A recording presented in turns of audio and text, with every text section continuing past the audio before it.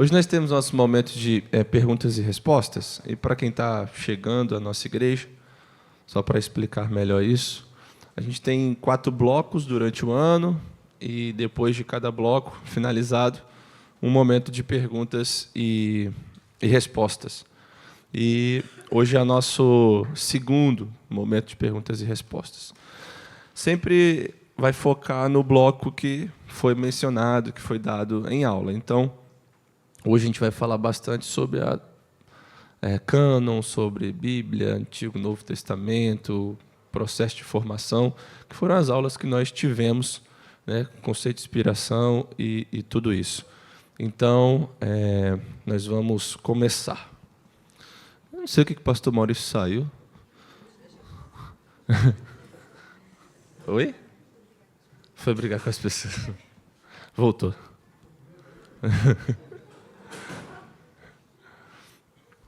Mas vamos lá. Aqui está a nossa estrutura, nosso cronograma.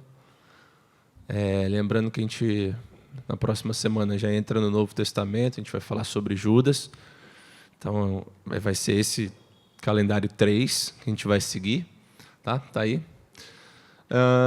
Eu coloquei isso aqui só para os irmãos terem em mente o que ficou aí de tarefa para a semana. Era ler o artigo sobre formação do cânon, parte 2. Então, se você ainda não leu esse artigo, por favor, você fique em dia aí com as nossas tarefas. Hoje nós temos 5 perguntas. Vamos começar aqui. Uma pergunta maior. O papel de Cristo de revelar o Pai permanecerá nos novos céus e nova terra? É a pergunta desse irmão. Uma vez que contemplaremos o Senhor face a face, Apocalipse 22:4, e aprendi que eternamente estaremos conhecendo mais de Deus, podemos dizer que haverá um ápice. Entendo que ali poderemos ver plenamente a interação das 3 pessoas da Trindade. Nós tivemos uma aula aqui em nosso CBD sobre revelação na pessoa do Filho. Foi continuando, a gente falou sobre revelação por teofania, a gente falou sobre revelação por profecia, e depois nós falamos de revelação na pessoa do Filho. Eu creio que essa pergunta vem por conta dessa aula, desse contexto. Eu vou começar falando aqui, se o senhor depois quiser comentar, ok? Só se você quiser. Mas eu creio que o papel mediador de Cristo vai continuar, sim, lá no céu. E nós sempre vamos ter Cristo como nosso mediador. E, através de Cristo, nós veremos a Deus. Como diz a Escritura, nós veremos a Deus na face de Cristo. Eu penso que nós não vamos deixar de precisar, nunca de Cristo como nosso mediador. E que isso vai continuar assim, nos novos céus e na nova terra. Eu não sei em todos os detalhes, aquilo que a Escritura não nos diz como vai acontecer, mas eu penso que, sim, o papel de Cristo de ser mediador entre nós e o Pai continua assim. Ao mesmo tempo que no céu, a gente fala de céu, de novos céus e nova terra, nesse caso, a gente lembra daquele ensino da visão beatífica. Nós veremos o Senhor, e isso vai ser algo que nos arrebatará, assim, que nos transformará e que responderá aos processos mais profundos do nosso coração, porque nós veremos a Deus. E esse é o grande anseio da vida do crente, ver o Senhor, estar com Ele plenamente, sem pecado. E isso vai ser uma glória que nós não conseguimos imaginar, mas que nós podemos sim ansiar e almejar. E aí a gente vai ver o Senhor e ver toda aquela glória, e aí no outro dia a gente vai ver mais o Senhor e ver mais a sua glória, e no outro dia, e isso vai só sendo crescente, de modo que a gente nunca esgota. Então, se a pergunta ali está se referindo a um ápice de um momento a gente vai ver a glória do Senhor e depois o negócio vai abaixar, não vai ser assim. Mas a gente nunca vai esgotar isso vai ser crescente, isso vai ser amplificado a cada vez mais pelas riquezas do próprio Deus, que são inesgotáveis. E eu penso que sim, também nós veremos uma interação das pessoas da Trindade, totalmente sem a corrupção do nosso coração e sem essa resistência de enxergar, de ver e de entender. Eu penso por aí. Pastor? Essa é uma das razões por que a gente afirma que Cristo não é a chave hermenêutica das Escrituras, mas a história da redenção é. Chave hermenêutica, ou seja, a chave interpretativa. Você partir da pessoa de Cristo, você vai ter uma série de problemas. Você vai ter que responder como é que as pessoas do Antigo Testamento são salvas, se Cristo foi crucificado naquele ponto da história. Vamos com relação à interpretação das Escrituras. Então, a história da redenção, os atos salvíficos de Deus são a chave para a hermenêutica, a chave interpretativa para você compreender a Escritura como um todo, né? E justamente porque a revelação de Deus no Filho, ela se dá com um objetivo totalmente salvador. O objetivo de Cristo ter vindo foi para a salvação, foi para a redenção. Toda a revelação que ele faz não tem o objetivo de matar nossas curiosidades, tem o objetivo de salvar os homens. João deixa isso muito claro no final do seu evangelho, quando ele diz que os próprios sinais que Cristo fez, alguns deles, que apontam inclusive para a sua divindade, foram feitos por Cristo apenas para que a gente cresce nele, crendo nele, tivéssemos vida eterna. Então, essa foi a função do Filho no seu estado de humilhação, na revelação que ele traz de Deus, né? Quanto à eternidade, eu me admiro do Jonatas não ter detalhes da eternidade, né? Aliás, se algum dia você tiver, escreve um livro que vai ser um best-seller dos best-sellers, né? Vai ser bom de heresia também, mas vai ser assim. Por quê? A respeito da eternidade futura, né, a gente tem que usar essas qualificações, porque a eternidade não tem passado, presente e futuro, na verdade, né? As coisas para Deus já estão ali, diante dele, todas ao mesmo tempo, não está... É muito difícil a gente pensar nessas categorias, porque para a gente existe tempo, para Deus... tempo é uma função de Deus, a gente poderia dizer assim, se quiser usar uma linguagem matemática. Então, com relação à eternidade, nós temos o que, mas não temos os comos. O que? Você vai ver na presença de Cristo. No momento que você fechar os olhos para essa realidade aqui, você está na presença dele. Na escatologia futura, ou seja, na volta de Cristo, então, como essas coisas vão acontecer, nós temos descrições nas Escrituras que se preocupam muito mais em nos alertar para estar prontos para aquele momento do que em dizer exatamente como vai acontecer. Aliás, tem uma coisa aqui com relação ao futuro, a volta de Cristo, a Bíblia não se preocupa, é dizer exatamente, porque a ideia é de que os mordomos, os servos de Cristo, estejam prontos a qualquer momento. Venha ele na primeira vigília, na segunda, lá de manhã já, você está pronto. E, ao mesmo tempo, o seu desejo é que ele venha logo, que ele venha o mais rápido possível. Então, a gente tem o quê? A gente não tem os comos assim. O que a gente pode dizer, por exemplo, naquele texto ali, é que plenamente tem a ver com a nossa visão, né? Ali poderemos ver plenamente, né, a interação das três pessoas da Trindade. Sim, a nossa visão será plena. Agora, que você vai conseguir compreender tudo isso é outra coisa. Que você vai conseguir perceber cada detalhe é outra coisa. A gente não tem esse como, entendeu? Deus é infinito em tudo. Essa é a garantia de que o céu nunca vai ser chato. O estado eterno, novos céus e nova terra, nunca serão chatos. Além de tudo que você puder imaginar, é muito mais do que isso. E a gente pode imaginar muito boas coisas. Se você quiser uma literatura para isso, leia Perelandra, o segundo livro da chamada trilogia cósmica do C.S. Lewis. Acho que é um dos que mais chegou perto de descrever o céu.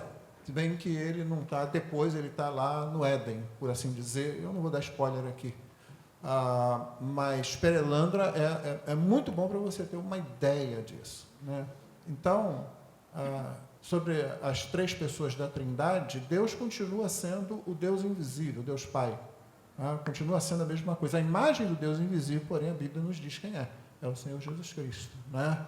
Que você já vê agora pela fé, né? E que você anseia por ver. Nós queremos essa visão, como o Jonatas usou o termo técnico, muito bom, é um termo bem preciso, a visão beatífica, né? Aquela visão que você já encontra isso, na verdade, em 1 Coríntios, né?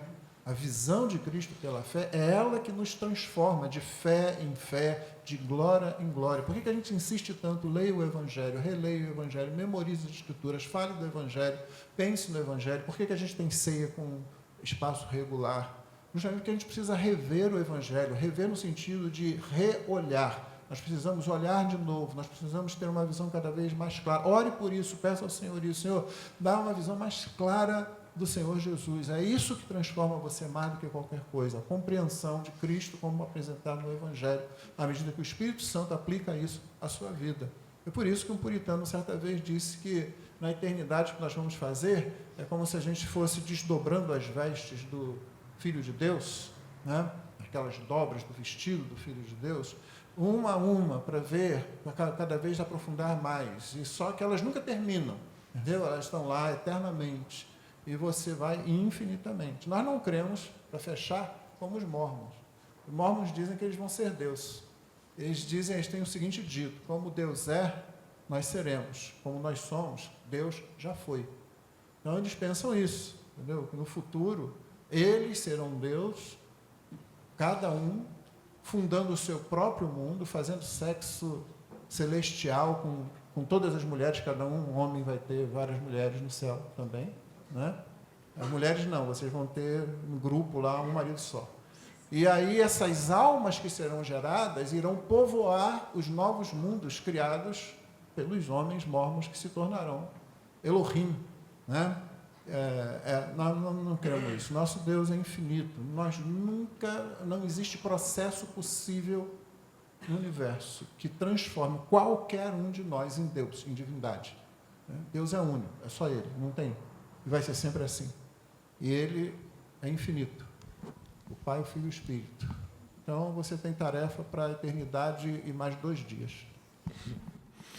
Boa. Vamos seguir, então? Uma segunda pergunta, irmãos. O que Paulo estava querendo ensinar à igreja de Corinto, em 1 Coríntios 14, versículos 6, 29 e 30, quando distingue revelação de profecia? Como a igreja contemporânea deve entender esses 2 conceitos? Há um pentecostal entre nós aí. Brincadeira. Ainda bem que o pastor Maurício é especialista em 1 Coríntios.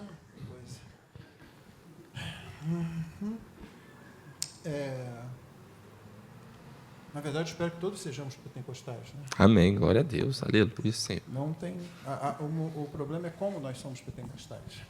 A gente tem muito problema com como, né? Então tá, para a gente ler os textos, 14, 6, né? Quem pensa que certos...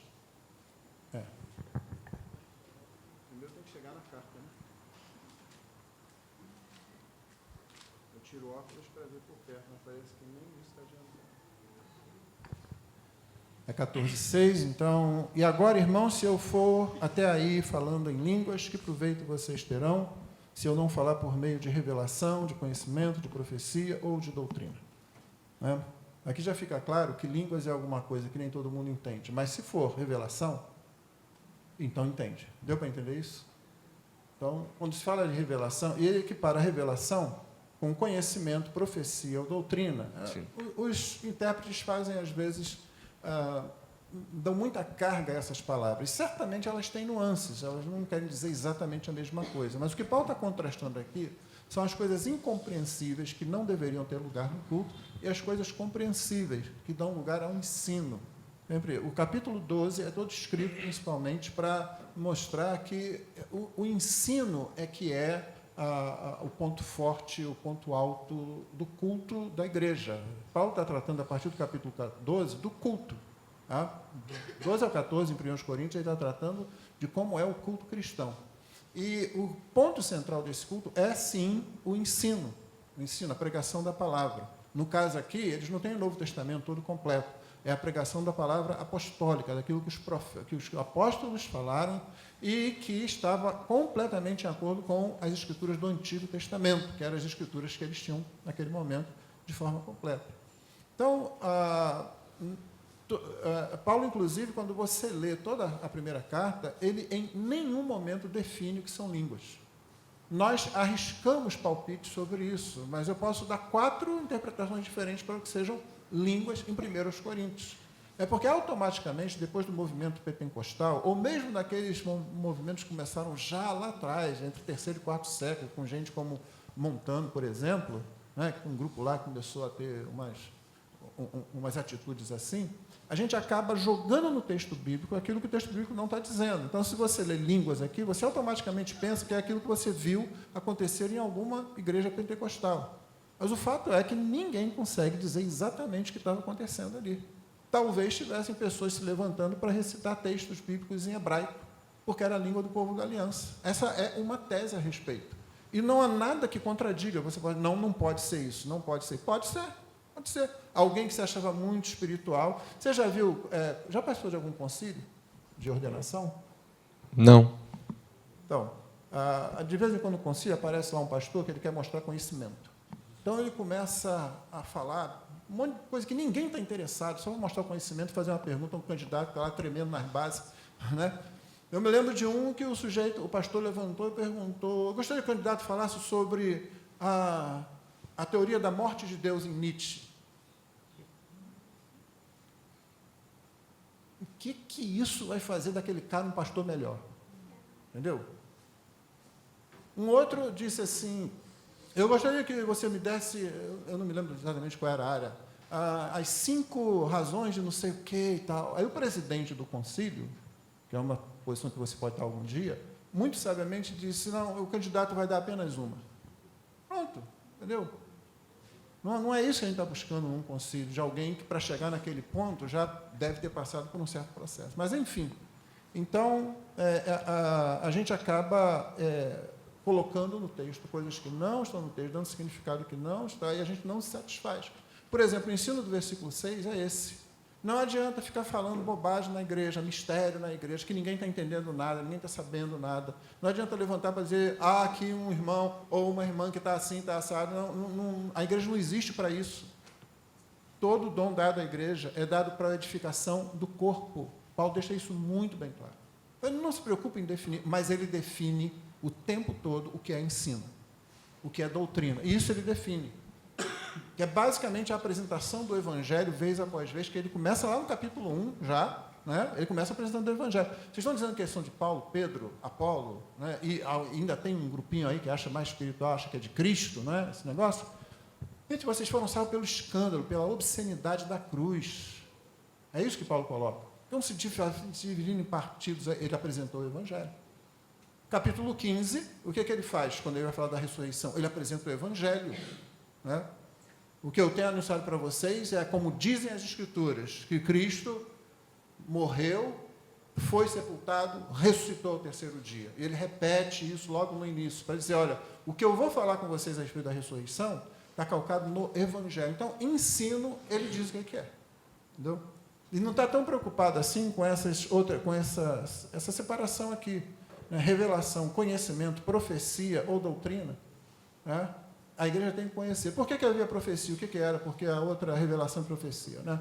A revelação e a profecia estão ligadas, porque um profeta falava por revelação. Paulo diz isso aqui. Quando um profeta tiver uma revelação, estiver falando alguma coisa, o outro que tiver, espera o primeiro terminar o que ele tem para falar. E tem mais, falem só 2 ou 3, no máximo 3. Lembra que Paulo fala isso? Aqui, em 1 Coríntios 14. Por que ele faz isso? O que a gente tem hoje é assim, não, eu recebi uma revelação, ela é autoritativa, ela vem do Espírito Santo, eu tenho que falar, mesmo que eu seja o 23º a falar agora, nesse momento. E Paulo foi lá, limitação 3 só, e está bom, já. Tá? Negócio de... Por quê? Como eu disse, eles não tinham o Novo Testamento. A palavra apostólica residia no apóstolo, e o apóstolo é uma figura limitada, é escassa. Os apóstolos, vocês podem aumentar um pouco aí, incluindo pessoas como o meio-irmão de Jesus, Judas, o meio-irmão de Jesus, Tiago, Paulo, que entrou depois, tira Judas, entra Matias, lembra? Assim? E tem os auxiliares apostólicos que recebem a autoridade do apóstolo para fazer alguma missão, como Timóteo, como Tito, não é assim? Mas se você juntar esse grupo aí dos chamados cooperadores de Paulo, vai ter 20 pessoas, talvez. Como ficam as dezenas de igrejas que foram plantadas naquele período depois da morte de Estevão? Porque os crentes voltaram para as suas cidades, por onde passavam, e anunciando, igrejas iam sendo formadas. Paulo visitou muita igreja na primeira viagem, que não foi ele quem plantou. Como ficariam essas? Você acha que Deus deixaria a sua igreja sem a palavra? Só os apóstolos tinham autoridade. Deus deu à igreja um dom que trabalhava junto ao dom do apóstolo, o profeta da igreja local, que não é a mesma coisa do profeta do Antigo Testamento.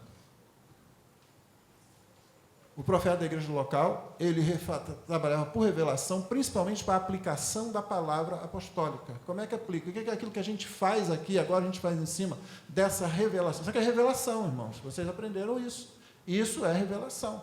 Só que eles não tinham isso aqui. Deus proveu a igreja com profetas na igreja local, cujo trabalho, como está lá em Atos 15, era consolar, exortar, encorajar. Vai lá. Lembra de Lúcio e Silas? Eles saíram para distribuir aquela carta que o concílio a reunião do capítulo 15 lá, para a convivência entre judeus e gentios na igreja, elaboraram aquela carta. Eles foram.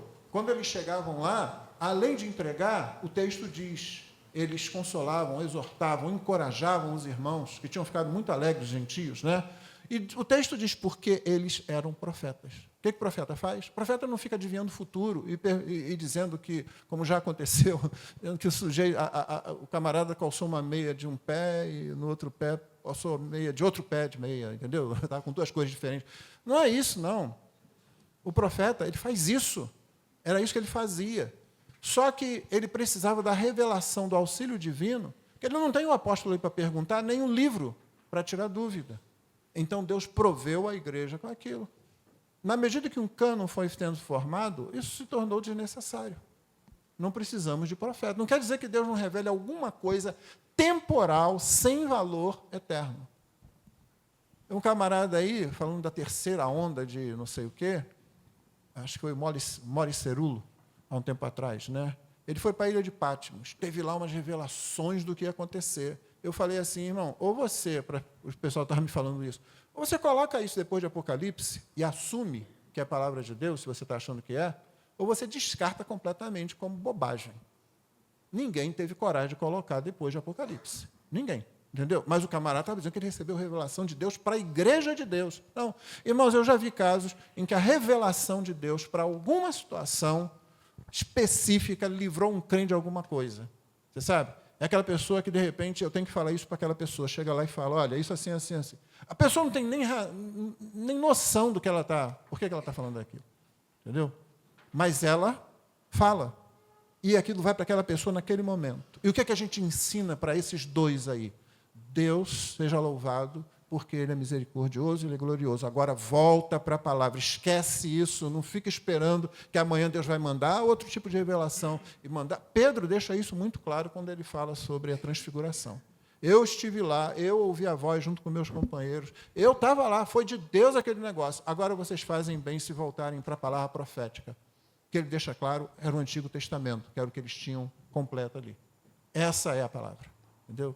Então, seja o que for que você entenda, lembra, o ensino é o importante ali. Revelação é o que o profeta recebia para fazer a profecia. Entendeu? É um aspecto técnico da mesma função que o profeta fazia. Eu penso que o que nos prejudica muito nessas coisas é olhar a confusão que a gente tem hoje e levar essa confusão que nós temos hoje para a palavra, né? E aí a gente interpreta a revelação, profecia, visão, como se o texto bíblico estivesse tratando disso que a gente tem hoje. Mas a gente tem que fazer um movimento contrário, né? Ir para a Bíblia, entender e com a Escritura interpretar essas coisas que nós temos hoje.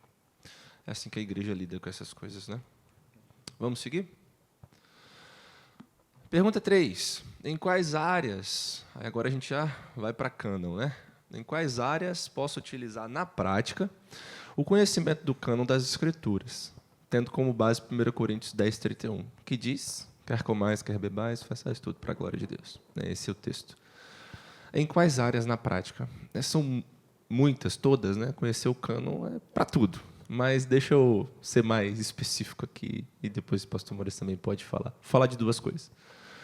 É claro que conhecer o cânon das Escrituras, conhecer os livros, é importante para toda a nossa vida cristã. mas deixa eu delimitar em duas áreas. Primeiro, do crescimento do crente, né? Crescimento e fortalecimento da fé. E eu entendo aqui o conhecimento do cânon, não o conhecimento dos textos bíblicos. Eu não acho que essa pessoa está perguntando assim, conhecer a Bíblia, mas conhecer, entender a formação do cânon, como foi, tudo isso.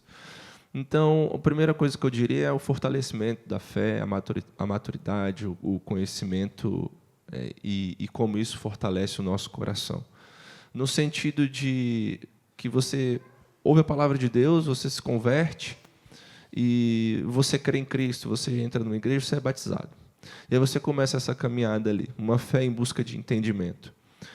E aí você tem os livros da Bíblia, mas você não sabe como eles chegaram até ali. E aí quando você aprende essas coisas, você entende como foi esse processo e a sua fé é fortalecida. Você busca esse conhecimento e a sua fé é amadurecida. Então, isso é importante para o crente, né? Entender que as coisas não chegaram ali por acaso, ou que a nossa fé é uma fé irracional, ou a gente crê em um livro que foi dado da gente do acaso e ele caiu do céu, no sentido pejorativo, ele caiu do céu e pronto. E nós somos irrazoáveis por crer naquele livro. Não é assim. Então, quando você aprende sobre a formação do cânon das Escrituras, como foi no Antigo Testamento, como foi no Novo Testamento, entende isso, é uma fé que está buscando conhecimento e aquilo fortalece o seu coração, aquilo fortalece e amadurece a sua própria fé. Então, eu diria que, nesse sentido, privado tem essa função. Agora, para os outros, eu creio que uma das coisas mais importantes seria a apologética, por exemplo. Eu entender como o cânon foi formado, como se deu o processo de inspiração das Escrituras, como os livros chegaram até ali, me ajuda na minha apologética. Quantas pessoas acusam e levantam, né, disparam contra os crentes? A Bíblia tem erros. Foi inspirado por homens. Você está aprendendo na EBD. Sim, foi inspirado por homens. Através do Espírito Santo. E sim, é um produto humano e divino ao mesmo tempo. Vou te explicar melhor como isso funciona. Você vai conseguir tratar melhor os erros, né? A diferença dos evangelhos, a gente falou aqui, a questão do tempo, dos nomes, né? O morcego lá, que é colocado como ave no Antigo Testamento, o grande erro, né, da Escritura. E a gente vai conseguindo entender que essas coisas não são acusações contra nós. Pelo contrário, existe muito estudo, existe muita seriedade, e para nós hoje, né, existe muito material que nos informam de como foi construído o cânon das Escrituras, e nós podemos utilizar isso para a nossa apologética, né? Eu não acho, né, que uma pessoa vai se converter com você mostrando racionalmente ali o processo de formação do cânon. Alguém se converte pela palavra de Deus, através do Espírito Santo de Deus que trabalha no coração. Mas eu penso que esse entendimento do cânon das Escrituras, a formação, como nós temos visto aqui, pode ser uma ponte boa de apologética, uma ponte para uma conversa. E você pode utilizar esse momento para depois evangelizar, né? Para mostrar o Senhor Jesus e para mostrar que todas essas barreiras, acusações, todas essas tentativas de desprestigiar a Bíblia, na verdade, elas não passam de resistências que o nosso próprio coração rebelde coloca, impõe diante da palavra de Deus, diante da graça de Deus. E então, muito sabiamente, você pode conduzir essa pessoa para o lugar certo. Não fica também só nessa, vamos discutir aqui todos os pormenores do cânon, porque esse também não é o ponto. Mas entenda, isso é uma ponte que leva. Lembra de Paulo lá em Atos 17? É um exemplo que me veio à mente agora. Ele pega um elemento ali da cidade, voltado ao Deus desconhecido, e por meio disso ele leva as pessoas para Cristo, para a pregação de Cristo. No final da pregação de Paulo vocês precisam se arrepender, porque Cristo Jesus é o homem que vai julgar vivos e mortos, e vocês precisam responder diante dele. E diante disso que Paulo falou, a reação, 3. Uns creem, outros resistem, e outros dizem, depois a gente fala disso. É isso que vai acontecer. Então, eu penso que essas são coisas que são úteis na prática, né? De forma mais específica, mas de forma geral, eu diria que fortalece a nossa fé e nosso entendimento. Primeiro, não existe nada, nenhuma objeção, nenhuma questão levantada a respeito da Bíblia, a respeito da fé cristã, a respeito da natureza da igreja, a respeito de Deus, que já não tenha sido levantada antes. Quando você ouvir alguma coisa pela primeira vez, lembre-se disso. É você que está ouvindo pela primeira vez. Não fica assustado, não fica intimidado com aquilo.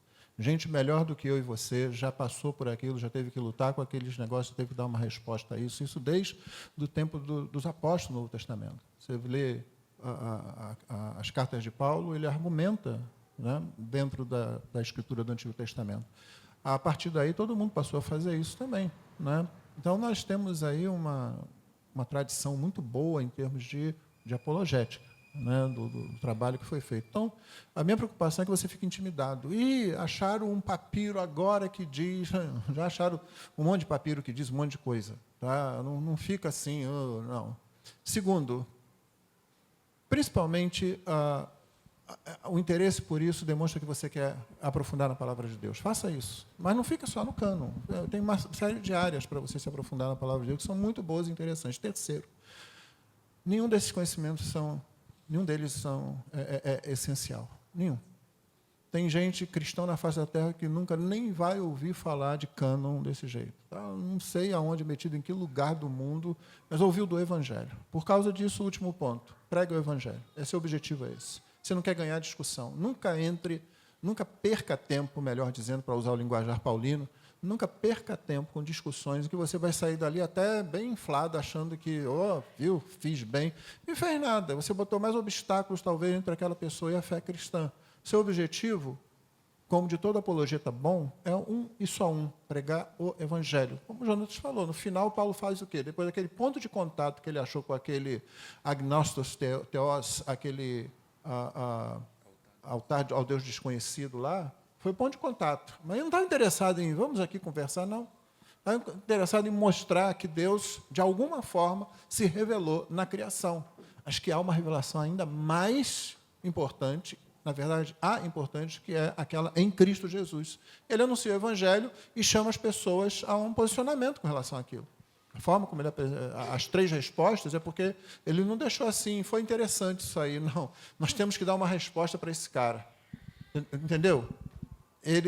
O modo como ele colocou, diz, vocês têm que... Ele ordena a todos em todo lugar que se arrependam. E aí? O que vai ser? Entendeu? Você tem que levar esse ponto sempre. Eu só lembrei de um exemplo, o pastor Maurício falando, exemplo do ensino médio. Estava no ensino médio e alguns colegas meus ali no ensino médio, muito resistentes ao Evangelho, né? E mais ou menos uma das coisas que eles falavam era assim, não, se eu pudesse ser convencido racionalmente da existência de Deus, assim, um exemplo racional que eu entender, eu creria. Se eu entendesse racionalmente aqui a Bíblia, que ela foi dada por Deus, mesmo eu realmente ouviria. Daí a pergunta que eu faço para os irmãos é, isso aconteceria? É isso que a Bíblia diz? É isso que a Bíblia diz que é o problema do ser humano? É não ter uma explicação plenamente racional, que ele possa compreender 100% de todas as coisas? Não é. Romanos 1 diz o quê? O nosso problema é problema de rebeldia. Rebeldia do coração. Essas coisas são marquises, paredes que a gente levanta ali para resistir ainda mais. Mas não é. E aí você não tem que estar preocupado só com isso, porque senão você vai ficar buscando lá a explicação mais racional do mundo. Aí você, se possível, você vai lá e encontrou, agora essa pessoa vai crer. O que acontece? Ela arruma outra coisa. O coração arruma outra saída, né? Porque não é esse o problema. Mas à medida que nós temos a oportunidade de estudar, a gente pode utilizar a conversa de Jesus pontos, com a samaritana é um exemplo de evangelização. Você vê que ela tenta pular todo tempo para um ponto, para o outro, e ele traz ela toda vez para o próprio coração dela, para a condição espiritual dela. É isso que é o trabalho de um evangelista, basicamente. Vamos seguir. Penúltima. Como lidar com as diferentes traduções e diferentes línguas? Processo de escrita das Escrituras, escrita da Bíblia. E aí, pastor Maurício, quer começar? Eu me lembro de um professor que eu tive no mestrado que apresentou um livro muito bom, escrito por um ex-muçulmano. E ele falava, por exemplo, algo assim, o cristianismo é a única das 3 grandes religiões, não é? As 3 grandes religiões, cristianismo, judaísmo, islamismo, é a única em que você pode continuar usando a sua própria roupa. Todas as outras querem que você mude a sua roupa. Já pensou nisso? O que isso tem a ver com isso aí? O Corão diz assim, a Bíblia é falsa, o Corão não, os islâmicos dizem assim, a Bíblia é falsa porque existem várias traduções, o Corão existe um só. Na África, na Guiné-Bissau, tentaram lá fazer uma tradução, começaram a usar uma tradução, veio uma ordem lá dos grandões dizendo, não, as crianças têm que aprender desde cedo, elas não são nem alfabetizadas, mas elas têm que aprender, têm que memorizar o Corão em árabe. E se vocês continuarem com isso aí, cabeças vão rolar. Entendeu? Parece um negócio, né? É aquele negócio, você ouve isso, uau, nossa, isso deve ser... Não. Para começar, o Corão, teve um momento que um emir, ele resolveu, havia várias cópias diferentes, ele simplesmente pegou uma, disse, vai ser essa aqui, queimou as outras, acabou, pronto, ficou só aquela. Foi assim que foi decidido o cânon que eles têm hoje. Né? Essa é uma situação. Mas a outra, principalmente, é que essa capacidade que o cristianismo tem de ir ao ponto, ele não quer mudar sua roupa, ele não quer mudar seu idioma, ele quer mudar seu coração. Aquilo que não pode ser feito por ninguém. Então, nós temos a doutrina não somente da inspiração da Escritura, mas também da preservação da Escritura. Deus vela sobre a sua palavra para a cumprir. Deus é quem preserva a sua própria palavra. A palavra de Deus é tão poderosa, muito mais do que qualquer outro livro religioso, que você pode traduzi-la e ela vai continuar sendo a palavra de Deus, com todas as dificuldades e as ciências que existem. A crítica textual é uma ciência dentro do campo da teologia para procurar determinar o texto mais próximo ao autógrafo, que é o texto escrito lá pela canetinha lá, né, de Tércio, por exemplo, quando escreveu Romanos. Então, Paulo está ditando, Tércio está escrevendo, no final, Paulo vai lá e assina de próprio punho, como ele costumava fazer. Isso aí não existe, irmão. Claro que não existe. A pessoa fala assim, de acordo com o original em grego, ninguém viu o original em grego na nossa época. O que nós temos são cópias e cópias e cópias, de forma que, como você ouviu aqui na escola dominical, a Bíblia é o livro mais testemunhado da história. Você tem personagens históricos que nunca são questionados, e você tem, às vezes, uma ou duas menções a esse personagem, em algum livro escrito muito tempo depois. Aí ninguém questiona, porque o problema é sempre o coração humano. Você vai sempre questionar as coisas de Deus. E o crente, às vezes, fica assim, entra nessa também. Como que a gente lida com isso? Deus preservou. A resposta para a pergunta seguinte começa sempre em Deus. Foi Deus quem fez. Tá? Deus foi quem fez. A gente fala assim, os tradutores, a igreja e tal. Não, Deus é quem fez. Como é que os crentes, então, ficam tranquilos com relação a isso? Porque eles creem que Deus preserva as Escrituras. Como é que eles lidam com as várias traduções? Eles lidam com ela como você lida com as chaves de um saxofone. O saxofone tem um monte de chaves. Você tem só 10 dedos. Você não vai conseguir tocar todas aquelas chaves ao mesmo tempo, mas elas estão ali para facilitar o som que você tira do saxofone. Se você tivesse que tirar aquele som só com a embocadura dos lábios, você não ia conseguir fazer aquilo lá. Você precisa daquelas chaves lá. Então, as milhares de testemunhas do Novo Testamento, por exemplo, elas existem para comprovar o texto. As diferenças são percentualmente ínfimas e insignificantes quanto a qualquer doutrina com respeito à salvação, com respeito à natureza da igreja, com respeito à cosmovisão. Totalmente insignificante. Apenas atestam essas testemunhas. Testemunhas é cada pedacinho de manuscrito, um manuscrito inteiro, um rolo inteiro que ache, um fragmento desse. Elas apenas comprovam aquilo. Né? Esse é o texto. Né? Elas, inclusive, revelam as adulterações que se tentou fazer. E por adulteração, não estou falando de alguém que fala, vou adulterar isso aqui, não. Às vezes é um copista distraído, porque sabe como é que era feita a cópia? Um sujeito aqui ditava o texto e tinha 20 aqui, entendeu? Isso naturalmente depende do modo como o sujeito dita, isso depende do modo como a pessoa ouve. Então, de repente, ele ouve uma palavra que não é bem aquela, né? Isso acontece em português, com palavras que são semelhantes, tem pronúncia semelhante. Você tem o que você falou? Entendeu? Então, pode acontecer um negócio desse. Mas a miríade de cópias, ela ajuda você a ver o texto ali. Não é nisso que a gente se baseia. A gente se baseia no fato de que Deus preserva a palavra dele. Né? E, por último, o Senhor Jesus disse, as minhas ovelhas ouvem a minha voz, elas me conhecem, de modo nenhum seguirão estranho. Então, as pessoas que conseguem continuar em cima disso, mais do que, então tá. Você pode passar para as outras áreas. Tá, mostra o erro que você está dizendo que tem. Dificilmente a pessoa sabe o erro que tem.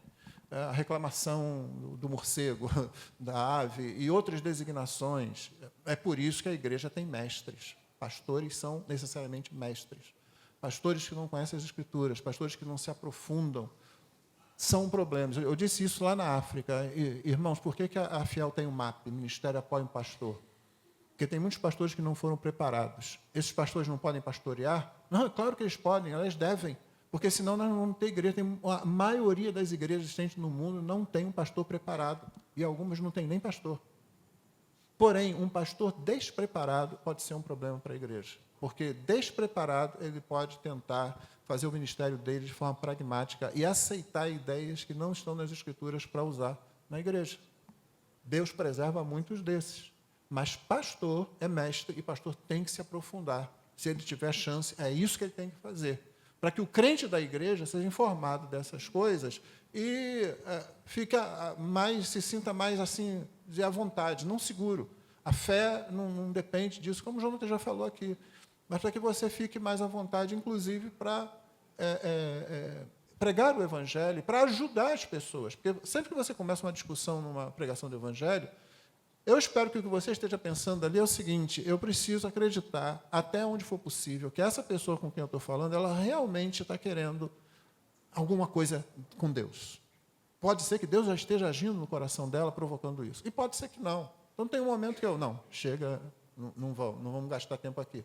Mas muitas vezes, quando a pessoa sai dali batendo o pé e tal, e você foi na sua simplicidade apresentando o Evangelho, talvez dando uma resposta ou outra, essa pessoa volta no dia seguinte, 2 dias depois, 1 mês depois. Você vai encontrá-la 5 anos depois, crente, ela vai dizer, aquela conversa que eu tive com você. Entendeu? Esse é o nosso objetivo, pregar sempre o Evangelho. E Deus preserva a palavra dele. Eu pensei em um exemplo que eu dei até na nossa aula sobre esse tema, eu fiz alguns comentários sobre isso. Qual era a língua de Jesus e dos discípulos, irmãos? Aramaico, né? E o Novo Testamento foi escrito em quê? Grego. Então já tem que ter uma tradução ali, né? Precisou ter uma equivalência daquilo que eram as palavras de Jesus em sua origem e daquilo que ia colocar para o grego. Então, desde ali a gente já vê diferentes línguas e traduções sendo trabalhadas no próprio texto bíblico. E eu penso que, se é a intenção do Espírito Santo que a palavra dele chegue a um povo de toda tribo, língua e nação, a diversos povos, e se é verdade também que o Senhor, como o pastor Maurício disse, preserva a sua palavra, nós não temos problemas com as diferentes traduções, diferentes línguas.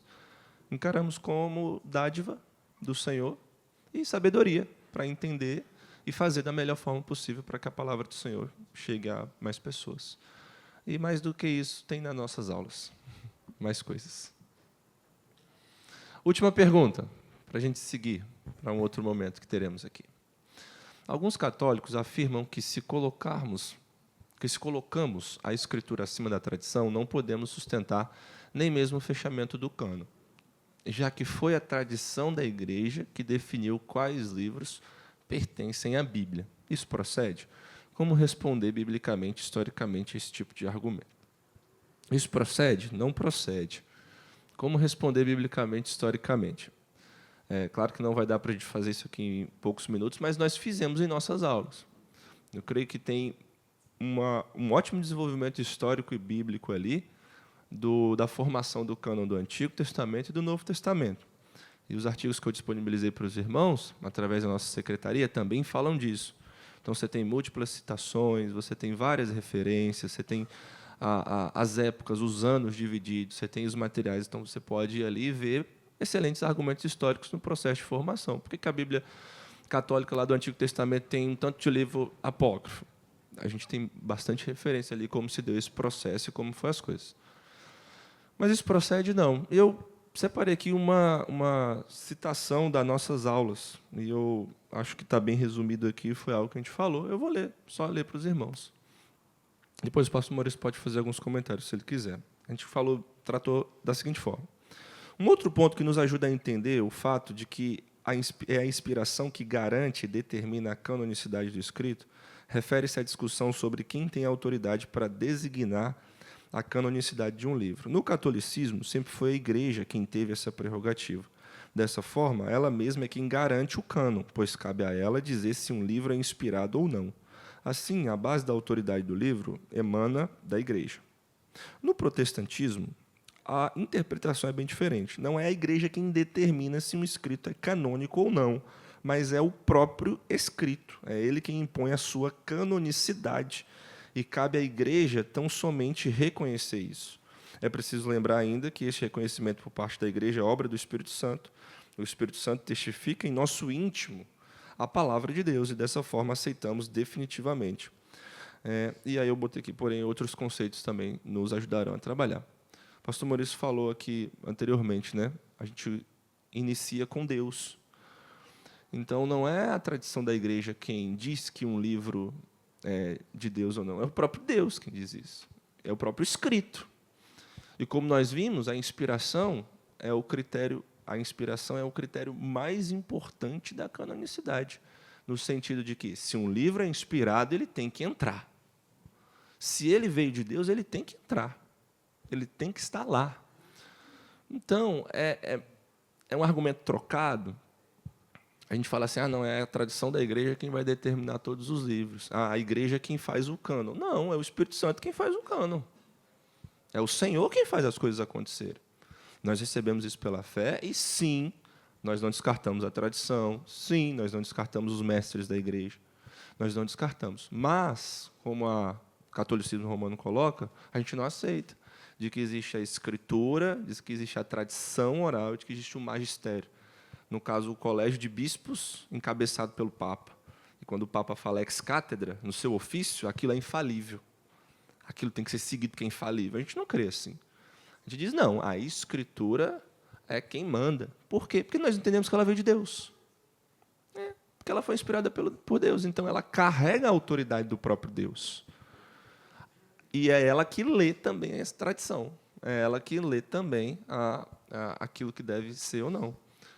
A gente pode afirmar biblicamente sobre que nós temos que ter papa na igreja?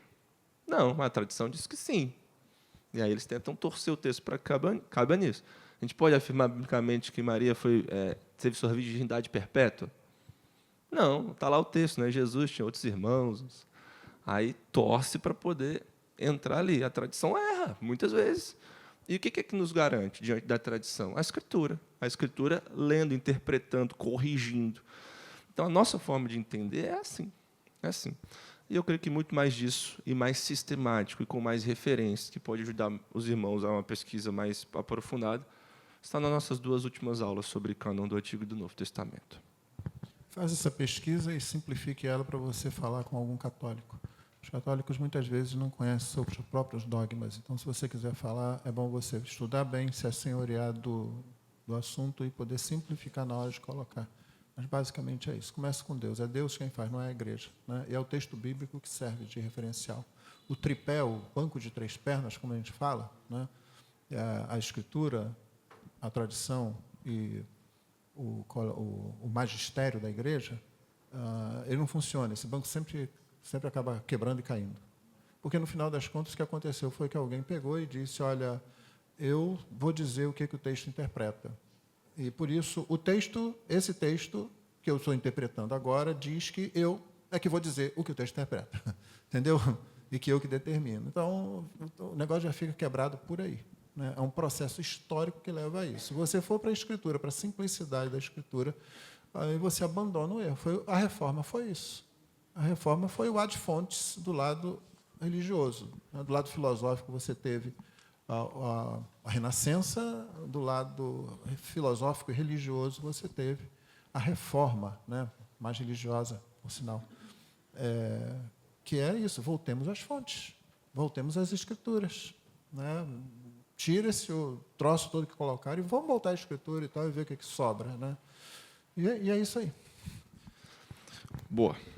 Irmãos, entendemos que tivemos um bom momento aqui, e essas eram as perguntas que a gente tinha preparado para hoje, as perguntas que vocês mesmos mandaram para a gente.